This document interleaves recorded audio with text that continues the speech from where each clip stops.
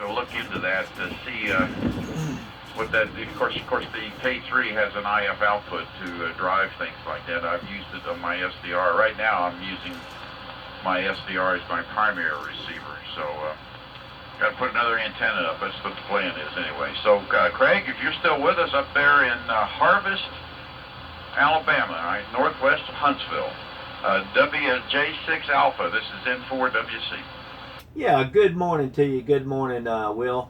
Yeah, beautiful signal. Everybody's sounding good over here in Harvest, and I appreciate the compliment. Yeah, like I said, I sent that that document out on how I hooked up this SDRPLAY, and like I said, it's a high resolution pan adapter. It's running about 50 frames per second. I think that's about what I used to run my Flex 5000.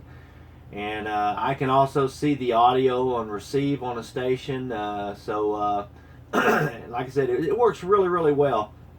And if anybody wants any additional information on it, I can send it to them. But appreciate getting in here on the AM net. Like I said, I haven't talked on AM since before I went to Kuwait.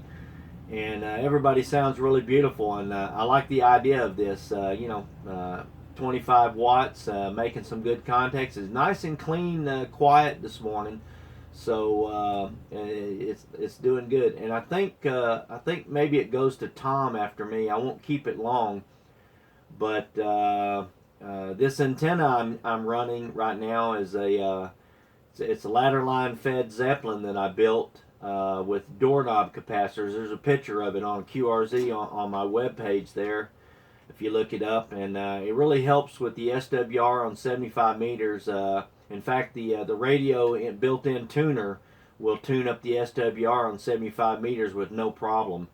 And I think there's about 4 other bands that the SWR is below a 2, so it works really good. It's very, very quiet antenna, so I like using it for stateside here. WJ6A in the group on AM. Again, appreciate it. Everybody's audio sounds good, and I'll let. I guess I'll hand it over to Tom, I think, and he can pass it on to the next person. And I'll make sure I write down on the paper here in rotation who it is next. WJ6A. It goes to you, Greg. Got it. I was going to let him. It was pretty light in here, but I copied him the whole time. Okay, real good.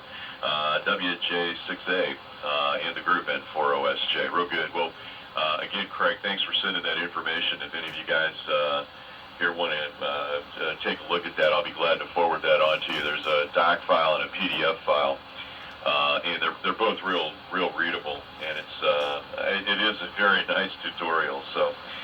Craig, thanks for putting that together. The 7300 sounds great, it really does. And good morning, Bill, W4MA. Glad you're back in here.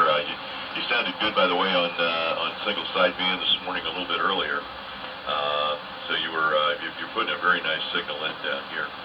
Well, let's see, Ray, have a safe trip to Dayton, and I think Reed, you're going to Dayton as well. So drive safe, and I'm going to be looking for that guy that's doing that remote webcam.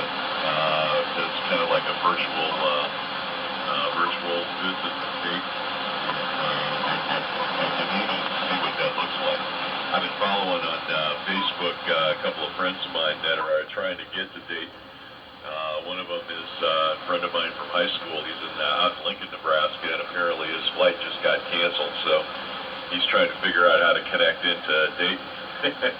And I see that Katie from ICOM there is on her way out as well. AM on 75 meters. And she's already working on her good. way. So things are starting to heat up. I guess they're in Xenia, and I guess they'll be set up here pretty soon. And Cactus, and you guys were talking about the cameras. You take those cameras up to that altitude, and even the still pictures